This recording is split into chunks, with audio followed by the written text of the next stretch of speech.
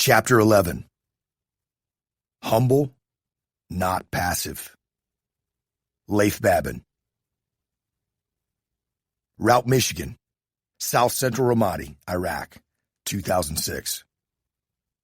Everyone in the convoy was on edge as our Humvees rolled through downtown Ramadi on the main road known to U.S. forces as Route Michigan. It was broad daylight, and as insane as it might seem, despite the frequency of violent attacks, there were some locals along the roadside and civilian vehicle traffic on the road. Every pothole, every piece of trash that littered the road might be an IED, delivering fire, shrapnel, and death. The frequent bomb craters and charred remains of vehicles along the roadside were a grim reminder. Ambushes, too, were a huge threat. Insurgent fighters with RPG-7 rockets and belt-fed machine guns might be concealed in nearby buildings, ready to unleash an attack at any moment. Our SEAL turret gunners manned their heavy machine guns and scanned relentlessly for threats. They stood with chest and head exposed through the roof of the Humvees above the vehicle's armored plates. Each turret had armor protection on three sides, but still left the gunner vulnerable. Those of us inside the vehicle also kept a sharp eye out for any potential attack as best we could through the thick, dust-covered glass of the armored windshield and windows. But the best protection for the turret gunners, our convoy's best defense, was our posture. Ultra-aggressive. Weapons pointed in all directions, manned by vigilant gunners, ready and eager to unleash the fury at the first sign of a threat. We aimed to make any potential attackers hesitate, to think twice about whether they wanted to suffer the consequences and wait for an easier target. The Mouj were keen to talk about martyrdom, but they never wanted martyrdom on our terms. The possibility that they might be slaughtered before they could do any real damage to us was a substantial deterrent. So far on this patrol, our aggressive posture, combined with a little luck, proved successful, and no visible threats appeared. Our convoy rolled on through the center of downtown Ramadi, past the Marine outposts at the Ramadi Government Center and another called OPVA that stood as small bastions of hope and security in a vast sea of violence and savagery.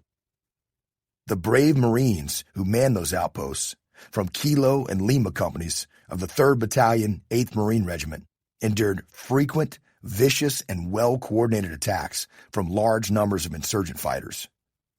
Their heavily fortified guard posts, hidden beneath blankets of camouflage netting to protect against the threat of enemy snipers, conceal vigilant young Marines manning those weapons in a state of constant alert. We loved and admired those Marines. We felt the same admiration and bond of brotherhood with the soldiers of Team Bulldog, Bravo Company, Task Force 137, with whom we had conducted scores of combat operations. Our convoy had just departed Team Bulldog's base of operations, Combat Outpost Falcon, where main gun Mike Bahama and his soldiers lived and worked, battling insurgents deep in the volatile neighborhood of South Central Ramadi. The SEALs of Task Unit Bruiser's Charlie Platoon and the Iraqi soldiers who accompanied us had spent the previous 24 hours on a sniper overwatch mission and a series of presence patrols in this dangerous area of Ramadi. There had been some solid, big mix-it-ups, Charlie Platoon's term for a substantial gunfight. We had wrapped up another series of violent combat operations in the brutal Iraqi summertime heat. It was always a great day when we took out a number of enemy fighters and disrupted their attacks and freedom of movement, and when they didn't get any of us. Though we had completed our tactical objectives in South Central and departed Cop Falcon, the combat operation wasn't over until we made it back to base. With IED attacks against vehicles accounting for the vast majority of U.S. casualties in Iraq, our travels off base and our return home via convoy were statistically the most dangerous part of the operation. As our Humvees continued at high speed, civilian vehicles that also shared the road pulled to the side to give us a wide berth. Though most carried civilian passengers, any one of these vehicles could have been a car bomb ready to explode in a massive, deadly blast. Our drivers maneuvered past the civilian vehicles, giving them as much distance as possible. We continued on across the bridge that spanned the Habaniya Canal, the demarcation line that separated downtown Ramadi from the western Ramadi neighborhood of Tamim. We were almost home. Everyone was tired, worn out, and exhausted. The punishing summertime Iraqi heat had taken its toll, and the profuse sweating through our heavy gear from the past 24-plus hours left our faces sunken with dehydration. We longed for the creature comforts that would soon be ours upon arrival at our home base. Air conditioning, showers, hot food, and the temporary reprieve from concern about immediate wounds and death. Soon, we approached the turnoff from Route Michigan toward Ogden Gate, the back gate of the major U.S. base in the area, Camp Ramadi. Right turn, came the lead navigator's call over the radio. The vehicle slowed down on the 300-yard approach to the gate. It was wise to proceed cautiously toward Ogden Gate.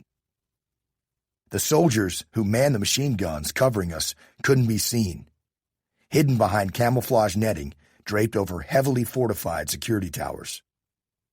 These soldiers withstood frequent attacks from insurgent forces, regularly receiving sniper fire, machine gun, and mortar attacks. Off the pavement of Route Michigan, the entrance road to the gate was pulverized from the constant transit of heavy U.S. tanks and armored vehicles entering and exiting.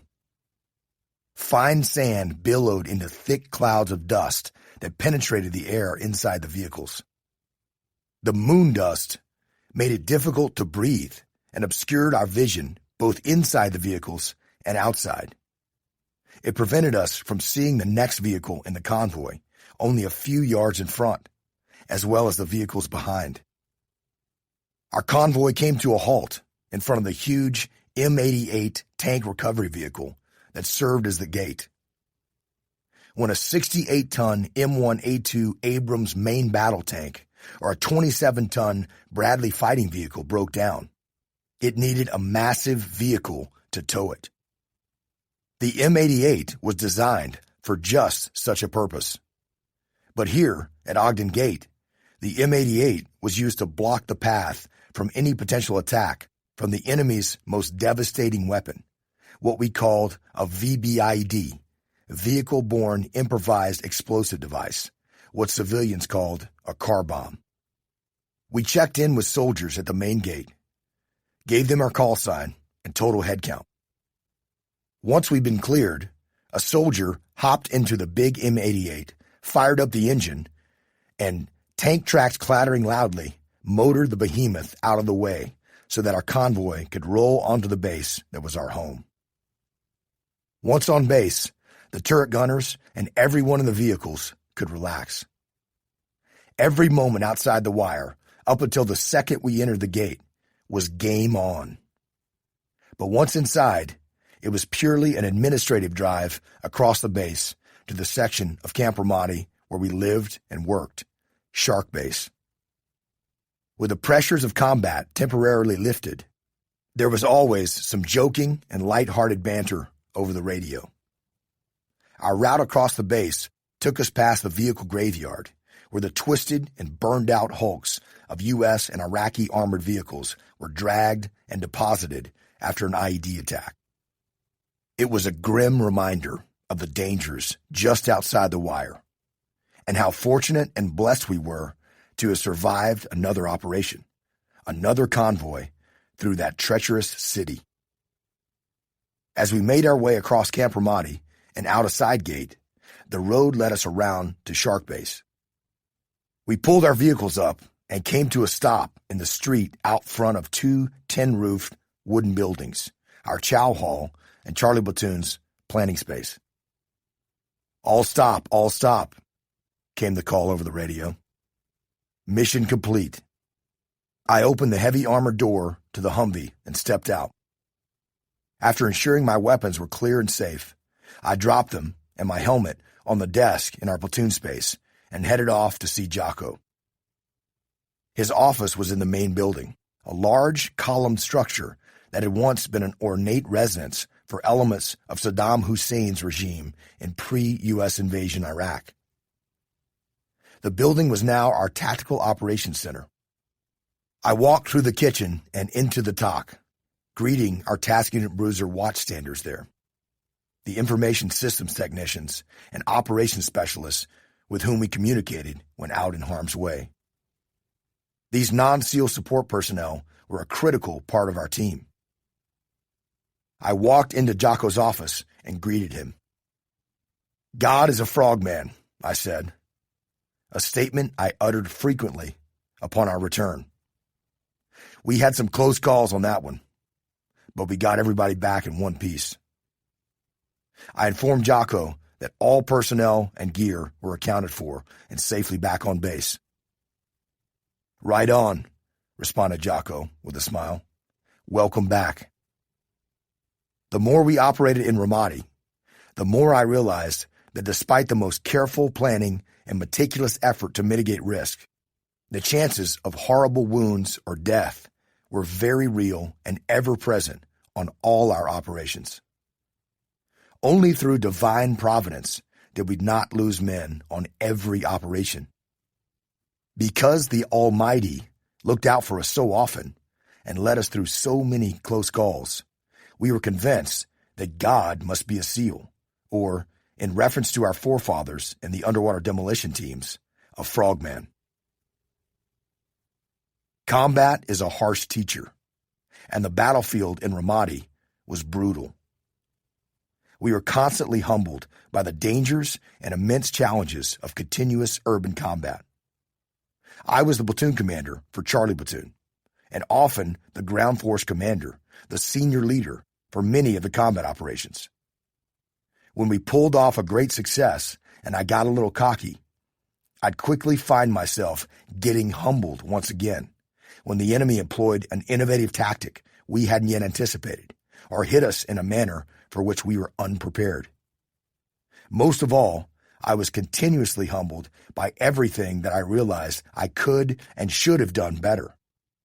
The recognition that I should have more carefully deconflicted with other U.S. forces we were supporting made my commander's intent even more simple, clear, and concise, or empowered junior leaders to an even greater degree. In this battle space, it was be humble or get humbled. Jocko sat at his desk in front of a computer screen. He was heavily engaged in combat of a different nature.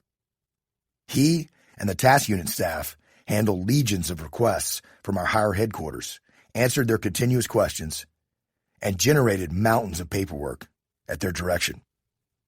To Jocko's credit, he largely shielded us from much of this, allowing me and the rest of Charlie Platoon, as well as our task unit brothers in Delta Platoon, to focus on our operations. The task group is hounding us to provide an E6 to cover down on a special assignment, Jocko informed me. I didn't like the sound of that. The task group, our immediate higher headquarters, located about 30 miles down the road from us in the city of Fallujah, wanted us to provide an experienced SEAL, a non-commissioned officer with a minimum rank of first-class petty officer, to fill a role for them. What's the assignment? I asked. Jocko explained that the assignment was a sensitive one, highly classified, but with a substantial profile and visibility from several levels up the chain of command. This one is coming from the Dichotomy, he said. The Dichotomy was the Combined Joint Special Operations Task Force, our boss's boss, responsible for all special operations forces in Iraq. I understood there were pressures from above on our task group to provide a body to fill the billet. I understood that this was important. But I was still concerned that it also appeared to be an attempt from higher headquarters to grab precious personnel from my platoon. My protective instincts kicked in. It can be difficult for any leader to detach from a situation and see beyond the immediate mission of his or her team. It is a natural reflex for leaders to resist sharing resources or critical personnel because it makes their immediate job harder, even if it ultimately benefits the greater team and the strategic mission. But an important part of being a leader is to be humble enough to see beyond his or her own needs. I had learned from Jocko that humility was the most important quality in a leader. In Task Unit Bruiser, there was no room for arrogance or big egos. The importance of humility that Jocko talked about had been confirmed time and time again since we had arrived in Ramadi. I had learned that the world did not revolve around me and my immediate team, Charlie Platoon. We were only a small part of much larger operations that were happening on a vast scale in Ramadi and the surrounding areas of Anbar province. We were honored to support the thousands of soldiers and Marines of the Ready 1st Brigade in their efforts in Ramadi. Being humble also meant understanding that we didn't have it all figured out. We didn't have all the answers. It meant we must learn from other units that had been in Ramadi longer and work with them to support our chain of command and support the mission. It wasn't about how many operations we conducted or how many bad guys we dispatched. The true measure of success in the large-scale counterinsurgency operations we supported lay in the stabilization and security of the city over the long term. We needed the humility to understand that our higher headquarters, the task group, and the chain of command above us had strategic insight that we likely did not have. Being humble meant understanding the importance of strategic direction from our boss. It meant doing all we could to support the conventional forces we worked with, the Iraqi soldiers we trained and combat advised, and of course, our chain of command. Being humble meant we put our heads down and got the job done as directed to the best of our ability. But at the same time, there was a dichotomy to being humble. Being humble didn't mean being passive. It didn't mean not to push back when it truly mattered. Well, I didn't have the visibility or complete understanding of the strategic picture that the boss and his staff at the task group had. They also lacked understanding of how strategic direction or requirements impacted our tactical operations on the front lines. And it was up to me to push that information up the chain of command. Humility has to be balanced by knowing when to make a stand. I had witnessed a good example of this when we'd been directed to work with Iraqi soldiers.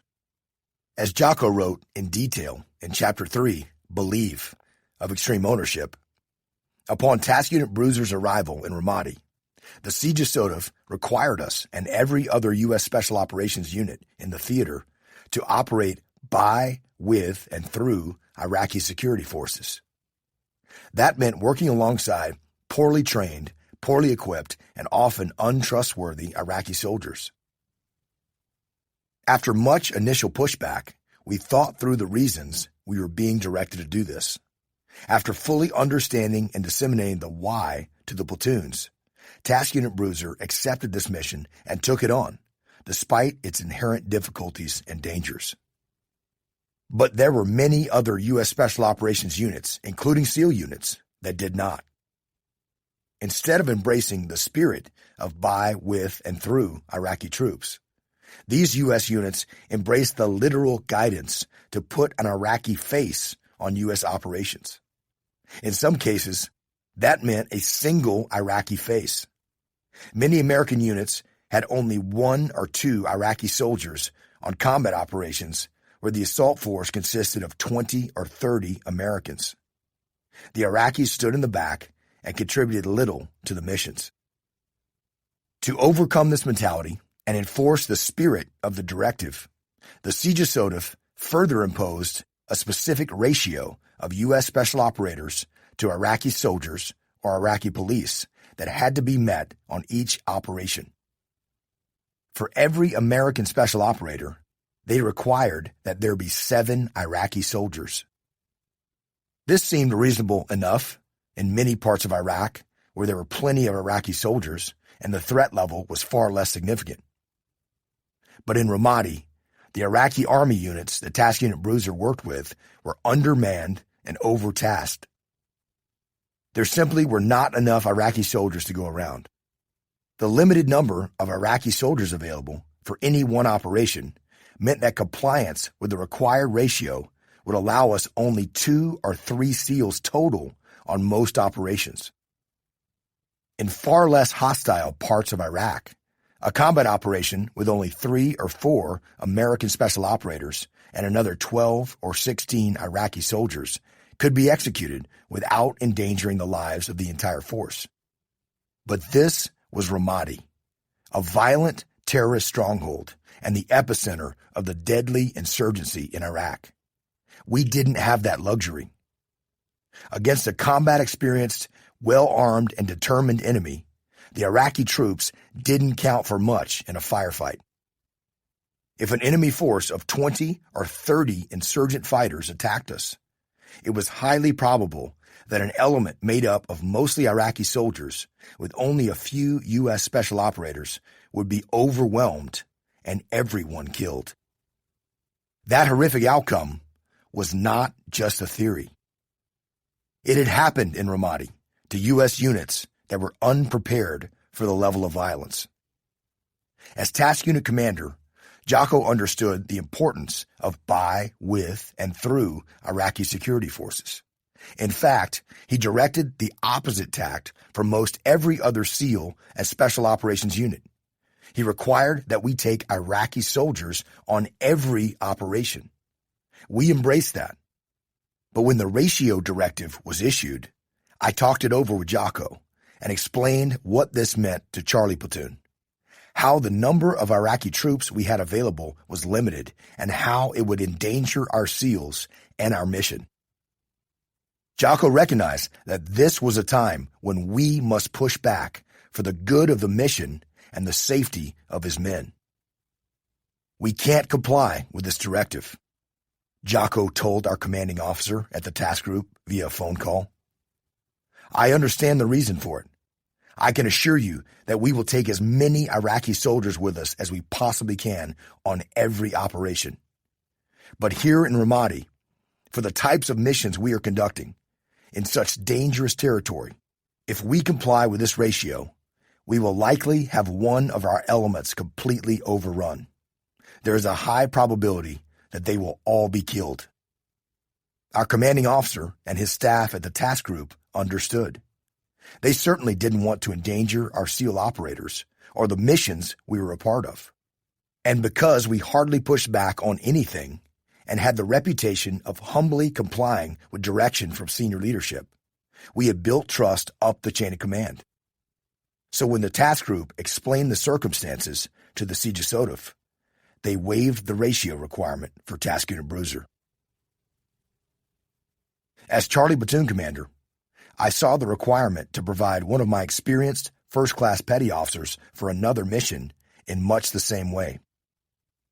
No matter how important the new tasking might be, if Charlie Platoon gave up a key leader for the duration of deployment, it would cripple our combat capability and remove crucial leadership experience. I talked it over with my Charlie Platoon Chief, Tony. We had only 2 men of that rank in the platoon. One was our leading petty officer, who played a vital leadership role in the platoon. The other was Chris Kyle, our lead sniper and point man, whose experience and skill were integral to the success of our sniper overwatch missions. Worse, because we often split into smaller elements led by inexperienced leaders who were out on their own, operating independently with no oversight from Tony or me, the experience of our 2 first-class petty officers was crucial. The loss of either would not only hurt our performance on the battlefield and make us less effective, It would significantly increase the risk to our forces, which already operated in an environment of extreme danger. It was pretty clear to me and to Tony that we simply could not comply with the directive. This was an area in which I must push back. I spoke with Task Unit Bruiser's senior enlisted advisor, who was responsible for the actual assignments of all our task unit's enlisted troops. We can't comply with this directive, I told him. Charlie Platoon needs to cover down on this, he insisted. This is coming from our commanding officer. We don't have any choice. I tried to explain the impact this would have on Charlie Platoon, but he again told me we didn't have a choice. But it still made no sense. So I went to speak with Jocko. I had made up my mind that we could not, in good conscience, comply with the directive. I knew if I could make a good case to Jocko, he would do everything in his power to support me and Charlie Platoon. I explained to Jocko how I understood that the project was important. I understood it bore strategic significance and had substantial visibility from senior commanders in the theater. But we would have to curtail the strategically critical operations in support of the seize, clear, hold, build strategy that were our main focus if we complied. I cannot comply with this and set our team up for failure with potentially deadly consequences, I said. The loss of an experienced SEAL leader during intense combat operations at the height of the Battle of Ramadi would have been catastrophic to Charlie Platoon's operational capability. It meant we would be far less effective on the battlefield, and that our platoon would be at far greater risk.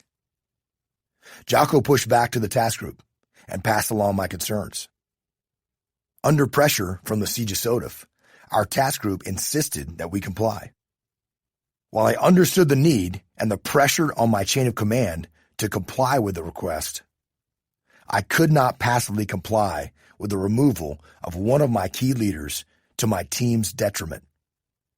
Even if it meant I might be fired, I was determined not to allow this to happen. Finally, Jocko intervened to explain up the chain what the loss of such an experienced SEAL meant and the negative strategic consequences of the move. As a result, an alternative plan was formed to fill the billet, relieving Charlie Platoon of the need to sacrifice a critical member of the team. And while a leader can't be passive, a leader must also carefully prioritize when and where to push back. Leaders have an obligation to support their chain of command and carry out the orders that come from above. See Chapter 9, A Leader and a Follower. Pushing back against an order or task from the boss should be the rarest of exceptions and definitely not the rule. To go against the chain of command when you don't have to is unnecessary and unwise. If challenging and questioning orders becomes routine, junior leaders damage their relationships up the chain of command, which undercuts the ability to push back against direction from above when it truly matters. In Task Unit Bruiser, we were successful in the two examples above only because we had built a strong relationship with our commanding officer and his staff at the task group through humility. When they asked us to complete paperwork, we did it, on time and well-edited, quality work. When they asked us to take photos of our Iraqi soldiers in training and on combat operations, we did that and strove to do it better than anyone else. When the task group asked us for serialized inventory lists of all equipment before departing on operations, we took the extra time and effort to make it happen.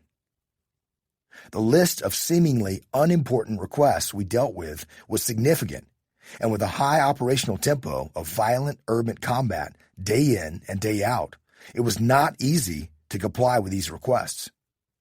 But in Task Unit Bruiser, we didn't complain about the little things that others might have pushed back on. Instead, we understood that there were important reasons for these administrative requirements and got them done.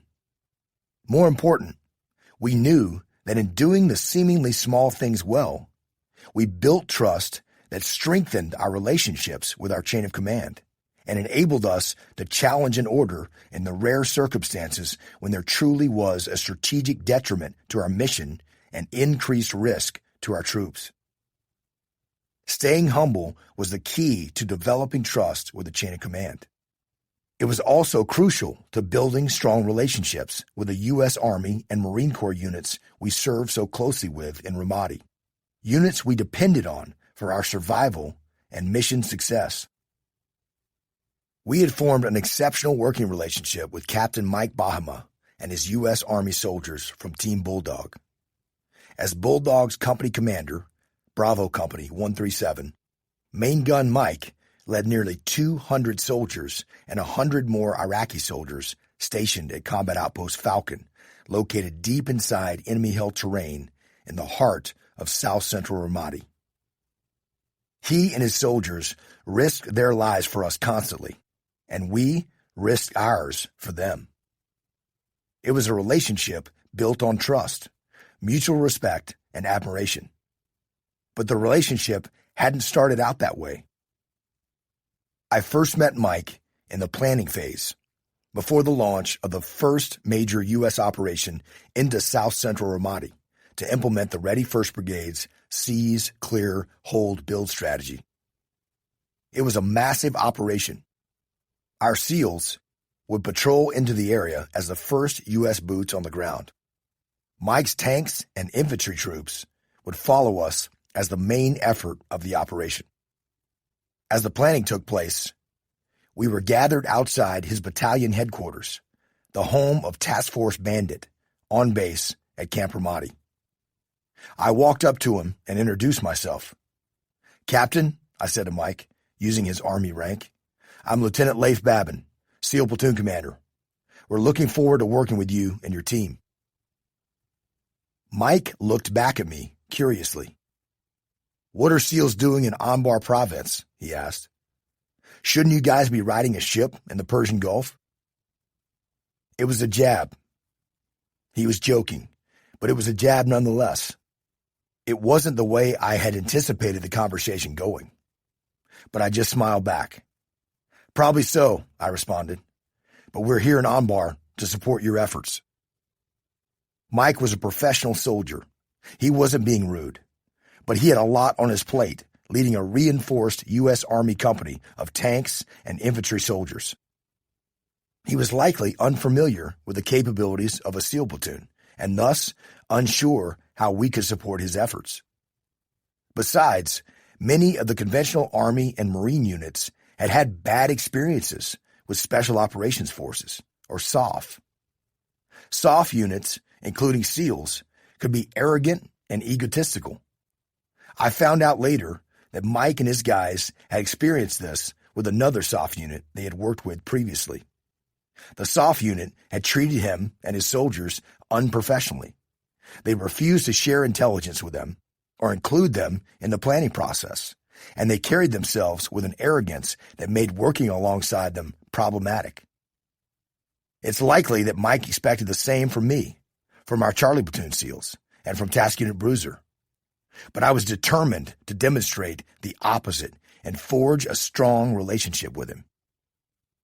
Unlike other SEAL and SOF units, we were clean-shaven, wore squared-away uniforms, and kept our hair short. Jocko knew that a professional appearance among the conventional forces was important, and he demanded that we remain well within regulations. That went a long way and made solid first impressions. But more important, we treated Mike and his soldiers with the respect they deserved, just as we did with every soldier and Marine.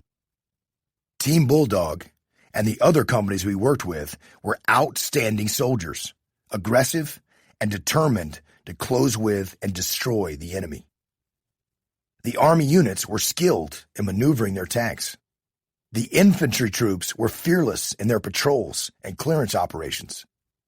All it took to build a relationship with them was to not act like arrogant jackasses, to not carry ourselves as though we thought we were somehow better because we were SEALs. That humility went far to solidify the relationship. 2 weeks later, The Ready First launched the next series of operations into a different neighborhood to establish Combat Outpost Falcon. Mike and Team Bulldog were the main effort. We were again the lead U.S. element on the ground that forged the way and set up the high ground to protect his soldiers as they infiltrated the area. With the COP Falcon operation, Mike understood who we were and how we contributed to his mission success.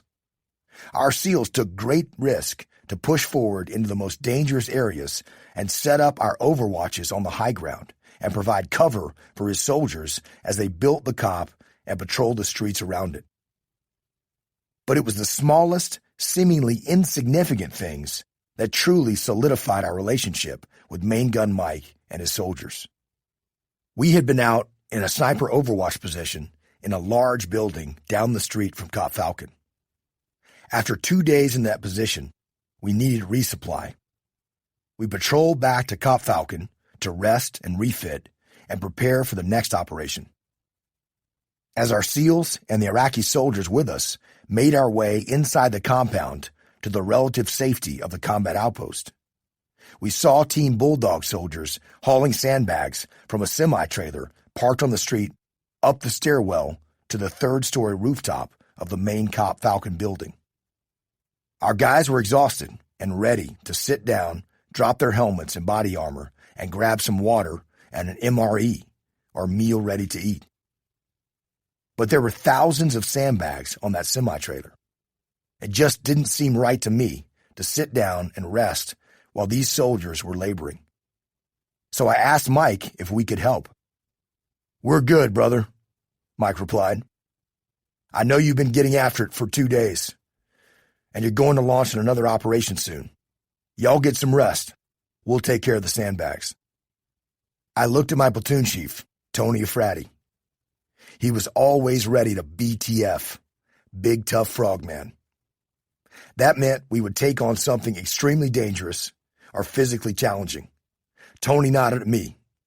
It was a nonverbal signal. "Let's do this." "Negative," I responded to Mike. "We'll help with the sandbags." I told the rest of Charlie Platoon and some other SEALs who were with us to drop their combat gear and grab sandbags.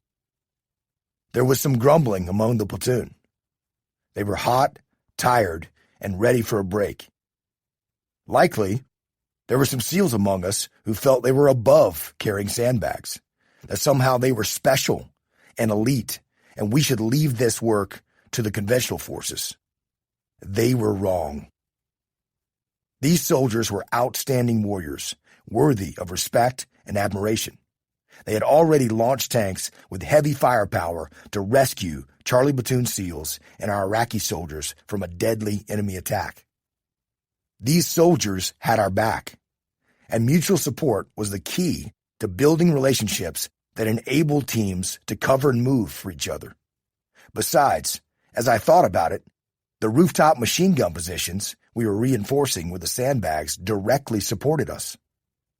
They covered us as we moved, as we departed and then returned to the safety of the COP from combat operations deep in enemy-held neighborhoods. The more secure those machine gun positions were, the better they could lay down fire for us as we maneuvered through the streets. We hauled sandbags up and down the stairs for the next 45 minutes. It was a solid workout, but the extra hands helped shorten the time it took to complete the task and assisted Bulldog in securing their rooftop machine gun positions. It seemed like a small thing, but it was clear that it went a long way in helping us build an exceptional relationship. Mike and his Bulldog soldiers saw that we didn't hold ourselves above them or above the manual labor tasks. It demonstrated humility and solidified an already strengthening relationship. Going forward, Team Bulldog soldiers put themselves at great risk over and over and over again to render assistance and fire support to our Charlie Platoon SEALs. They came to our aid and rescued us every time we called for help. Every single time. I love those soldiers and their courageous commander they called Main Gun Mike, and I will never forget them. I will also never forget the importance of humility for a leader. A leader must be humble, must listen to others, must not act arrogant or cocky. But a leader must balance that and know that there are times to question superiors, to push back, to stand up and make sure the right things are being done for the right reasons. Principle. Humility is the most important quality in a leader. When we had to fire SEAL leaders from leadership positions in a platoon or task unit, it was almost never because they were tactically unsound, physically unfit, or incompetent. It was most often because they were not humble. They couldn't check their ego. They refused to accept constructive criticism or take ownership for their mistakes. The same is true in the business world. We dedicated an entire chapter of extreme ownership to this subject. Chapter 4, Check the Ego. Humility is essential to building strong relationships with others, both up and down the chain of command, as well as with supporting teams outside the immediate chain of command. Some leaders took this too far and became humble to a fault. But being too humble can be equally disastrous for the team. A leader cannot be passive. When it truly matters, leaders must be willing to push back, voice their concerns, stand up for the good of their team, and provide feedback up the chain against a direction or strategy they know will endanger the team or harm the strategic mission. This is a difficult dichotomy to balance. But as with all the dichotomies, being strong but not overbearing, for example, just the awareness of these opposing forces becomes one of the most powerful tools at a leader's disposal. Leaders must be humble enough to listen to new ideas, willing to learn strategic insights, and open to implementing new and better tactics and strategies. But a leader must also be ready to stand firm when there are clearly unintended consequences that negatively impact the mission and risk harm to the team. Application to business. You guys haven't given it a chance, said the CEO, exasperated. No one has fully implemented the new software system. You're all complaining about it and telling me it won't work, and you haven't even used it. I need everyone to get on board with this. There were some unintelligible mumbles around the room, but nobody countered the CEO's claim or made an overt objection. I could clearly see that many of the company's key leaders disagreed with the plan, but nobody stepped up to push back against the CEO, at least not in a public forum. We sat in a large hotel conference room with 30 key leaders of a successful technology company. The CEO and many of the company's senior leaders had read Extreme Ownership and been deeply impacted by the book. Bringing the book into the company's leadership training, the CEO strove to implement the principles within his team. The company had brought their key leaders together for a leadership offsite and asked me to provide leadership training. I presented a leadership brief on the Battle of Ramadi and the lessons that we learned, as detailed in Extreme Ownership. After an hour or so of the presentation, I opened it up to the room for questions and discussion to aid them in direct application of the principles to their business. Extreme ownership, I said, repeating the topic just covered in detail. Let's talk about where you're taking ownership of problems and getting them solved. More important, where is this not happening? Where can you take greater ownership? Where are you casting blame or waiting for others to solve problems that you should be solving? The CEO was eager to answer. He jumped right in. I'm a little frustrated at the lack of ownership to implement our new software system, he said. We've talked about it for months, and yet no one is taking ownership. All I'm hearing is a whole lot of excuses. I took mental note that his comment was itself a lack of ownership, casting blame on the team for poor, ineffective implementation of the new system. True extreme ownership meant looking at yourself to examine what you could do better. That is what made it simple, not easy. Human nature was to blame others, to allow frustrations with a problem to see everyone else as the issue and not yourself. But his comment wasn't extreme ownership. Such blame casting and excuse making only created more. It was a common problem we saw with many leaders. A good leader might have read the book many times and loved the concepts, but still struggle with implementation, falling back on old habits. As a result, problems never get solved. Is there a reason that you all are purposely not utilizing the new software? I asked the room. There was an uncomfortable silence. You guys haven't given it a chance, the CEO interjected. You're all complaining about it, but no one has implemented it. I think it's just a matter of resistance to change, any change, even if the change is for the better. The CEO was obviously frustrated with his leaders. It was clear he felt they were not supporting his direction on a key initiative to improve the company's performance. We have already invested a ton in this new program, the CEO continued. It's been years in the making. We've hired consultants. We've looked at the options. The decision has been made, and now it's time to execute. Does everyone understand the why? I asked the other leaders in the room. Are you clear about why the company is shifting to the new software system? There were a few head nods, but over half the room didn't answer. They just sat there or shrugged their shoulders. It was clear that the why needed to be explained in far greater detail. It seems a greater explanation of why is warranted, I said, directing my comment at the CEO. I've explained this many times, but I'll explain it again, said the CEO. As our company grows and we expand the number of clients and projects, we need to be far more efficient in managing, supporting, tracking, and following up. Our antiquated software system is far behind what our biggest competitors utilize. It is a big selling point for them, and if we don't upgrade, we will continue to forfeit business to competitors. Does that make sense to everyone? The CEO asked. The others nodded around the room. Realizing he needed to demonstrate ownership, the CEO continued. I thought I had been clear as to why, but obviously it wasn't clear to all of you.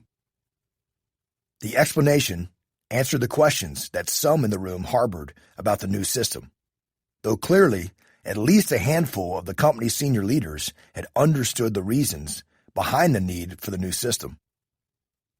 I get the why, one of the department leaders replied. I'm totally on board with the need to find a better system. Then why is the new program not being implemented? I asked. What's the problem? I think it's because you're all comfortable with the way we've always done things, the CEO chimed in. Change is always hard, and no one wants to change. No, I'm open to change, the department leader countered. I know we have to change. I just don't think that this new software system you have selected is the answer. It solves a handful of problems, but it creates even greater issues for us. This was a start, but the CEO couldn't help himself and began to weigh in on the discussion. I don't think that's, the CEO began. I cut him off. Hold on, I interjected. This is good feedback. It's why I'm here, to help you generate these discussions. Let's hear what he has to say. The CEO understood and complied, nodding to the department head to continue. Can you explain how the new software system creates greater issues for your team? I asked the department head. The department head did so, launching into detail about the negative impact of the new program on some of his most lucrative and high-profile projects. He wasn't merely complaining. He had clearly done the research and found major flaws with the new system that could be a serious detriment to the company's strategic mission. Another department head added, "We feel the same way on my team. The new software seems great in theory, but in practice, it is hugely problematic.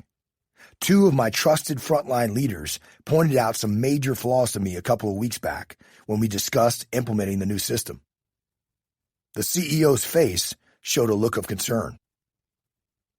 "This is the type of feedback that I need to hear," he said. "We tried to tell you," the department head insisted. "Several of us tried to push back." "You may have," I responded, "but it's clear that you didn't effectively raise the arguments, as you have done just now." I explained that the issue for them wasn't humility. They clearly had the humility piece down, recognized the boss's authority and strategic insight. But none of you stepped up to collectively push back on the new software. You may have spoken out initially, but you've backed down from the authority of the CEO, I continued. Yes, he's the boss. Yes, you need to execute his direction. But do you think he wants you to implement a system that would fail? Of course not, I answered. This is a time to lead up the chain of command, as we wrote about and most of you have read in Extreme Ownership, Chapter 10.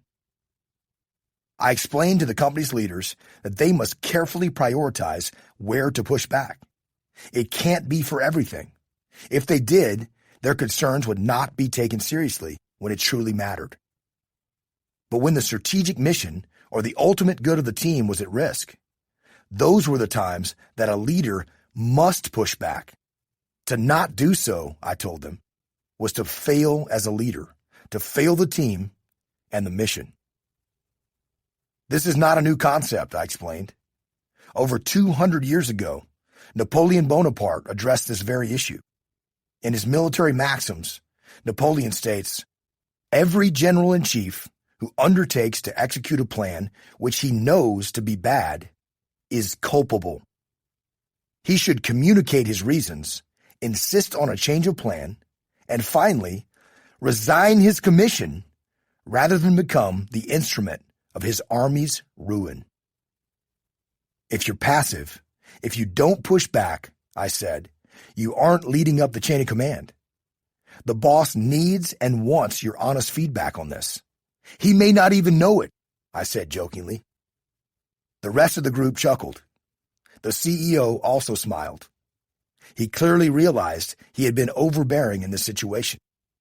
In his zeal to provide a strategic solution for the team, he hadn't fully heard them, answered their questions, or investigated their legitimate concerns.